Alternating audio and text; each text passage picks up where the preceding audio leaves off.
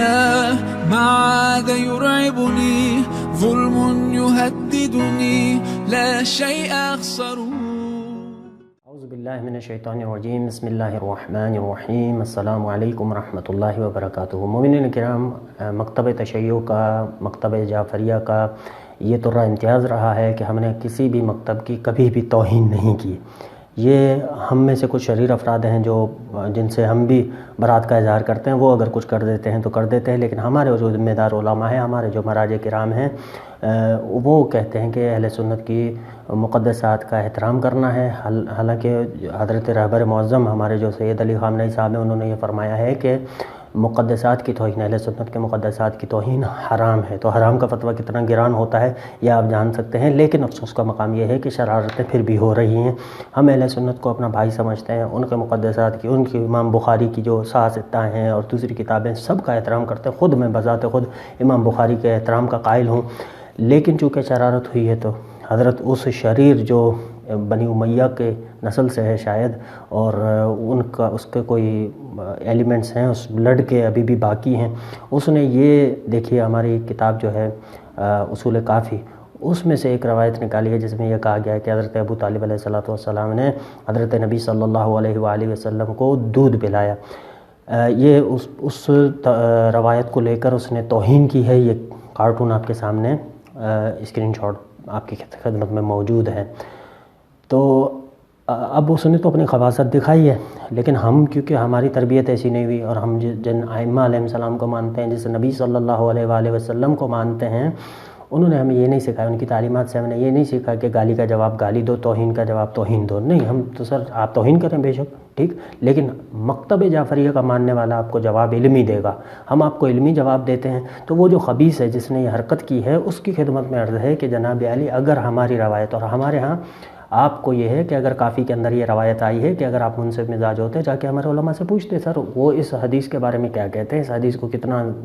صحیح مانتے ہیں یا ضعیف مانتے ہیں کیا ہے، لیکن آپ کیونکہ منصف مزاج نہیں ہیں، آپ کو شیعہ سنی کے اندر فساد ڈالنا ہے، اس لیے آپ کارٹونز بناتے ہیں اور یہ حربے استعمال کرتے ہیں، لیکن ہم نہیں کریں گے، ٹھیک۔ یہ بات یاد رکھ لیجئے کہ ہمارا عقیدہ یہ ہے کہ شیعوں کا عقیدہ ہمارا یہ ہے، مکتب جعفریہ کا، کہ قرآن کے علاوہ کوئی بھی صحیح کتاب نہیں ہے۔ جو بھی روایات آئی ہیں ہماری کتب اربعہ کے اندر، وہ نسبتاً دوسری کتابوں سے جو ہے معتبر ہیں۔ تو یہ جو کافی کی روایت آئی ہے، یہ کافی کی روایت میں آپ کے سامنے ثابت کروں گا کہ روایت ضعیف ہے، اور ہمارے علماء اور ہمارے فقہاء اس کے بارے میں کیا کہتے ہیں۔ لیکن اس سے پہلے اس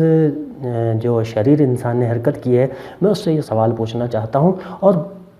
بصد احترام امام بخاری کا احترام ملحوظ خاطر رکھتے ہوئے، اہل سنت کا احترام ملحوظ خاطر رکھتے ہوئے، ہم ان کو برادران سمجھتے ہوئے، میں صرف ایک علمی سوال کر رہا ہوں۔ حالانکہ میں امام بخاری کی توہین کر سکتا تھا اگر میں شریر ہوتا، لیکن میں نے نہیں کی۔ میں صرف آپ کے سامنے ایک حدیث پیش کر رہا ہوں، مجھے اس کا جواب چاہیے، ٹھیک۔ اب یہ حدیث آئی ہے صحیح بخاری کے اندر، جرح و تعدیل کی ضرورت ہی نہیں ہے، کیونکہ حکم یہی ہے صحیح بخاری کے لیے، بخاری کے اندر جو بھی روایت آئی ہیں وہ صحیح ہیں۔ اب صحیح بخاری کے اندر حدیث نمبر 149 آپ کے سامنے اسکرین شاٹ بھی ہے، کتاب الوضو ہے، ٹھیک، باب التبرز فی البیوت، یعنی گھروں کے اندر رفع حاجت کرنے کے بارے میں یہ باب ہے، ٹھیک ہے۔ حدثنا یعقوب بن ابراہیم قال حدثنا، یہ سارے آتے ہیں، پھر اخبرہ ان عبداللہ بن عمر اخبرہ قال، عبداللہ بن عمر نے مجھے یہ بتایا، راوی کہتا ہے کہ کیا فرمایا، انہوں نے کہا کہ لقد ظہرت ذات یوم علی ظہر بیتنا، ایک دنوں میں سے ایک دن ایسا تھا کہ میں ایک دن اپنی چھت پہ گیا، ٹھیک، ہماری چھت پہ گیا، بیتنا، فرعیت رسول اللہ صلی اللہ علیہ وآلہ وسلم، اور میں نے دیکھا نبی صلی اللہ علیہ وآلہ وسلم کو قائداً علی لبنتین مستقبل بیت المقدس، وہ دو اینٹوں پر بیٹھے ہوئے ہیں نبی صلی اللہ علیہ وسلم۔ عبداللہ بن عمر کہتے ہیں کہ میں نے دیکھا، صحیح بخاری کی روایت ہے، نبی صلی اللہ علیہ وآلہ وسلم دو اینٹوں پر بیٹھے ہوئے ہیں، ان کا منہ بیت المقدس کی طرف ہے، اور وہ رفع حاجت کر رہے ہیں۔ اب یہ مکتب شاملہ ہے، مکتب شاملہ مجھے پتہ ہے مولانا جو ہمارے بلوچ ہیں، میں بھی بلوچ ہوں، وہ بھی بلوچ ہیں، مجھے بڑے پسند ہیں ویسے، وہ جو ہے مولانا منظور مینگل صاحب کہتے ہیں کہ جناب علی مکتب شاملہ جو ہے نا، یہ اس پر ہمارا اعتبار نہیں ہے، چلیں صحیح اب میں آپ کے سامنے کچھ اور پیش کر دیتا ہوں. لیکن باب کے اندر تو مولانا صاحب یہ آیا ہے نا, باب تبرز فی البیوت کے اندر تو آیا ہے نا, تو وہ باب تو وہی ہے کہ رفع حاجت کرنا گھروں کے اندر, تو وہاں پر آ رہا ہے, تو یہ تو قرینہ ہے نا, قرینے سے ثابت ہو رہا ہے کہ یہ حدیث جو ہے رفع حاجت کے بارے میں ہوگی. نبی صلی اللہ علیہ وسلم بیت المقدس کی طرف منہ کر کے اور 2 اینٹوں پر بیٹھ کے یہ کر. تو مولانا منظور صاحب سے یہ سوال ہے, انشاءاللہ مولانا منظور صاحب مجھے جواب دیں گے, اور اہل سنت برادران جو ہمارے پر بہت ہی غصے میں ہوتے ہیں اور ایسی حرکتیں کرتے ہیں, تو وہ انشاءاللہ ہمیں جواب دیں گے. تو مولانا صاحب یہ حدیث ہیں, ماں بلوچ ہیں, شما بھی بلوچ ہے, تو جواب لوٹا ماں, ٹھیک ہے, شما جواب دے یہ چیئے,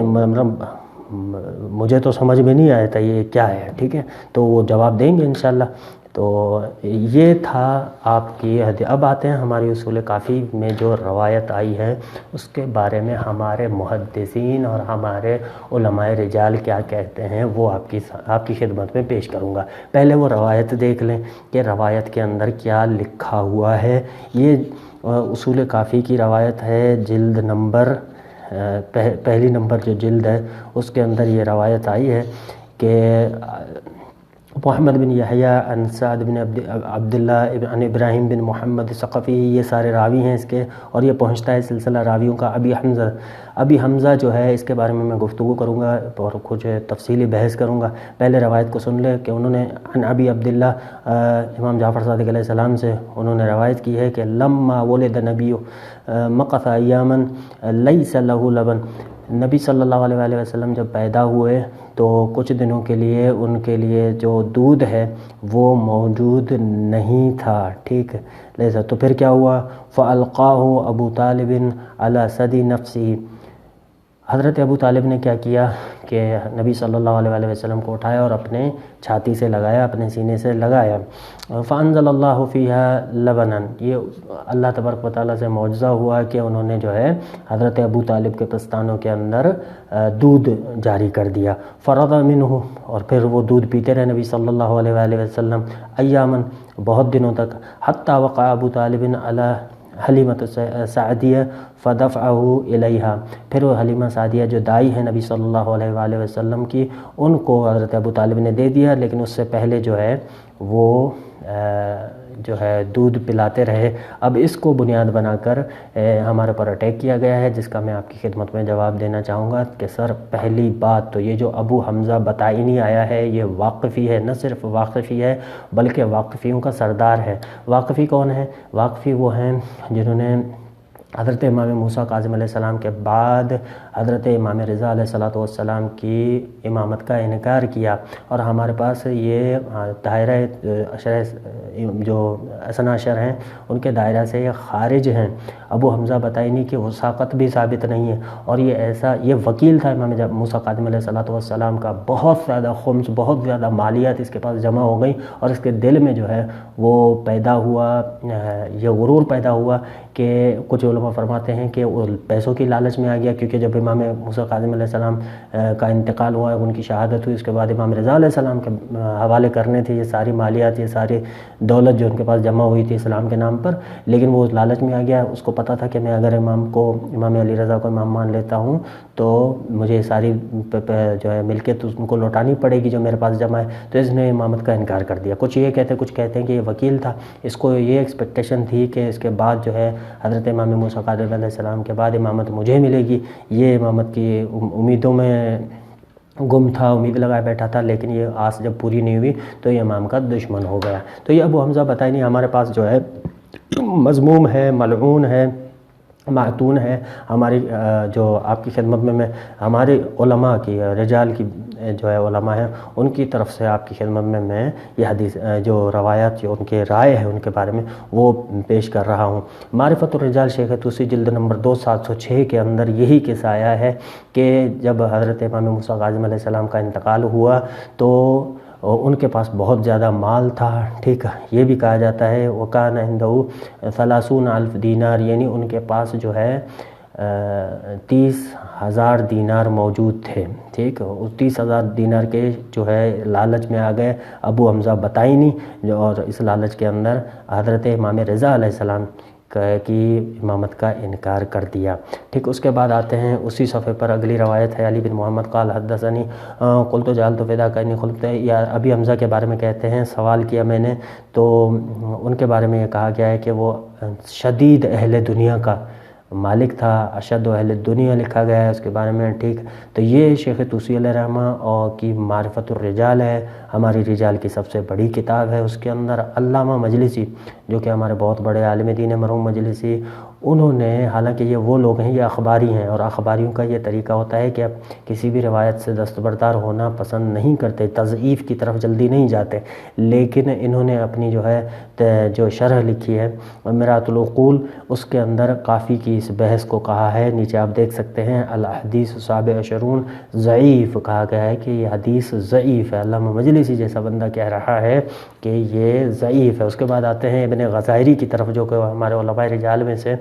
ایک عالم دین ہیں اور رجال کے ماہر ہیں. انہوں نے اپنی رجال کی کتاب میں الحسن بن علی بن ابی حمزہ کو کہا ہے کہ مولا الانصار ہے ضعیف فی نفسہ، خود جو ہے ایک بالکل ہی ضعیف انسان ہے، لیکن ابو ہو اوثق منہ، ابو اس کا جو والد صاحب تھا وہ اس سے زیادہ تھوڑا سا جو ہے وہ موثق تھا. ٹھیک اس کے بعد پھر بحار الانوار کی طرف رجوع کرتے ہیں. بحار الانوار کے اندر روایت لائی ہے اور روایت تو لائے ہیں یہ جو ارزائے نبی ہے، اس کے بارے میں جو روایت ابو طالب علیہ السلام والی ہے وہ لائے ہیں، لیکن نیچے ایک بہت ہی امپورٹنٹ نوٹ لکھا ہے جو آپ کو نظر آ رہا ہے اور فرماتے ہیں والحدیث لا تخلو عن غرابہ، یہ غریب روایات میں سے ہے، یعنی جو عجیب و غریب روایات ہوتی ہیں ان میں سے. وفی اسنادہ جماعت اللہ یحتج بحدیث، کہ اس حدیث کی سند کے اندر ایسی جماعت ہے کہ جس کی حدیثیں لینے کی ہمیں ضرورت نہیں، کیونکہ واقفی ہیں. ان کا بھی اشارہ واقفیوں کی طرف ہے، اور واقفی جو ہے کیونکہ ہمارے جو ہے اہل بیت علیہ السلام کے جو اثنا عشری کا دائرہ اس سے خارج ہیں تو ان کی ہم روایت نہیں لے سکتے. البتہ بہت ساری جو ہے روایت ہم نے لی بھی ہے، ایسا وہ الگ بحث ہے کہ کیوں لی ہے، اس کی کچھ شرائط ہیں، کچھ ایسے اسباب ہیں جن کی وجہ سے ہم واقفیوں کی روایات لیتے ہیں. لیکن جو یہ ہیڈ ہیں واقفیوں کے، یہ جو وہ لوگ ہیں یہ ابو حمزہ بطائنی اور دوسرے جو ہیں یہ لیڈر ہیں واقفیوں کے. واقفیہ جو فرقہ بنا اس کے اندر ابو حمزہ بطائنی کا بہت بڑا رول تھا، اور یہ ائمہ علیہ السلام کا دشمن تھا. ائمہ علیہ السلام کو جو ہے اس نے بہت زیادہ تکلیفیں دی، دل دکھایا، اس وجہ سے اس کی روایت جو ہے علماء کہتے ہیں نہیں. پھر آتے ہیں رجال نجاشی کی طرف جو کہ ہماری رجال کی کتابوں میں سے ابو عباس نجاشی کی، اس کے اندر فرمایا گیا صفحہ نمبر 36 پر جلد نمبر 1 فرماتے ہیں سال تو علی بن الحسن بن فضال، یہ ساری باتیں آگے. پھر ابی حمزہ کے بارے میں کہا کہ میں نے سوال پوچھا تو انہوں نے فرمایا فتعن علیہ، ٹھیک ہے، انہوں نے ان کو طعن کیا، ٹھیک ہے، یعنی ان کی مذمت کی، ٹھیک ہے. اور وکان ابو قائد، ان کا جو والد صاحب تھا وہ قائد تھا، ٹھیک. ابی بصیر اور یہ ساری ورائت شیوخ آگے آتے ہیں. ہم نے کہتا ہے کہ ورائت شیوخنا یذکرون انہ کان من وجوہ الواقف، یعنی جو وجوہ یعنی سردار جو واقفیوں کے تھے ان میں سے یہ بندہ تھا، ٹھیک. تو یہ ہمارے جو ہے رجال نجاشی والے صاحب نے بھی ان کی مذمت کر دی، ابن غزائری نے بھی مذمت کر دی، بحار الانوار کے علامہ مجلسی نے بھی اس حدیث کو ضعیف قرار دے دیا، اور ابی حمزہ بطائنی کا جو میں نے آپ کو بتایا کہ یہ کیا تھا یہ بھی حوال پیش کر دیا. اس کے بعد اب آخر میں صرف یہ ایک آیت اللہ ہے ہمارے آیت اللہ صادق روحانی صاحب. یہ آیت اللہ صادق روحانی صاحب بھی ان افراد میں سے، آیت اللہ میلانی اور آیت اللہ صادق روحانی ان افراد میں سے ہے جو جلدی سے کسی حدیث سے ہاتھ نہیں نکالتے، ٹھیک. حالانکہ اصولی ہیں لیکن ان کی روش جو ہے بڑی سخت ہے، اور کسی بھی حدیث کو حتی الامکان کوشش کرتے ہیں کہ اس کی تعویل کریں. لیکن یہی آیت اللہ صادق روحانی اپنی ویب سائٹ کا اسکرین شاٹ آپ کی خدمت میں ہے، وہ فرماتے ہیں اس روایت کے بارے میں کہ روایت ضعیف السند، کہ یہ روایت ضعیف السند ہے، ٹھیک. لجملۃ من الرواو، ٹھیک، جو راوی ہیں اس کے جو روایت کرنے والے ہیں، ٹھیک، اس کی وجہ سے یہ روایت ضعیف ہے. تو پیارے بھائی، اب پہلی بات، ہم نے کبھی دعویٰ نہیں کیا کہ کافی کے اندر سب چیزیں جو ہیں وہ اوکے ہیں اور ساری چیزیں جو ہیں ان میں صحیح ہیں، ایسی دعویٰ نہیں کیا. نمبر 2، ٹھیک، یہ منطقی طور پر عقلی طور پر بھی یہ حدیث ثابت نہیں ہوتی. کیوں؟ کیونکہ جناب اگر دودھ آنا ہی ہوتا تو حضرت ابو طالب کی جو زوجہ ہیں وہ زندہ تھیں، ٹھیک، ان کے پستانوں میں دودھ آ جاتا، لیکن چونکہ یہ حضرت علی علیہ السلام، حضرت ابو طالب علیہ السلام کی کسی نے حرکت کی ہے کہ حضرت ابو طالب علیہ السلام کے فضائل پیش کرنا چاہے، اس کے لیے انہوں نے آ کر یہ روایت ڈال دی ہے۔ تو یہاں پر یہ ہے کہ آپ کو یہ روایت خود بتا رہی ہے کہ یہ غیر منطقی ہے، ایک عاقل انسان تھوڑا سا سوچتا ہے، تھوڑا سمجھتا ہے، لیکن آپ نے نہیں سوچا اور توہین کر دی حضرت ابو طالب کی۔ میرے باپ نہیں ہیں، میرے باپ نہیں ہیں، علی علیہ السلام کے باپ ہیں، ٹھیک، تو قیامت کے دن پتہ چلے گا سر کیا ہوتا ہے۔ تو میں تو ابھی کوئی فتویٰ نہیں لگا سکتا نا، میرے ہاتھ میں بھی کچھ نہیں ہے۔ جنت کا مالک میرا مالک اللہ تبارک و تعالیٰ ہے، جہنم کا مالک میرا اللہ تبارک و تعالیٰ ہے، فیصلے کرنے والا اللہ تبارک و تعالیٰ ہے۔ وہ قیامت کے دن فیصلہ کرے گا کہ جس نے یہ توہین کیا ابو طالب کی، اس کے ساتھ کیا کرنا ہے۔ اللہ تبارک و تعالیٰ ہمیں اتحاد قائم رکھنے کی توفیق عطا فرمائے، ہمارے برادران اہل سنت کو سلامت رکھے، ہمارے برادران اہل تشیع کو سلامت رکھے۔ وعلیکم السلام ورحمۃ اللہ وبرکاتہ۔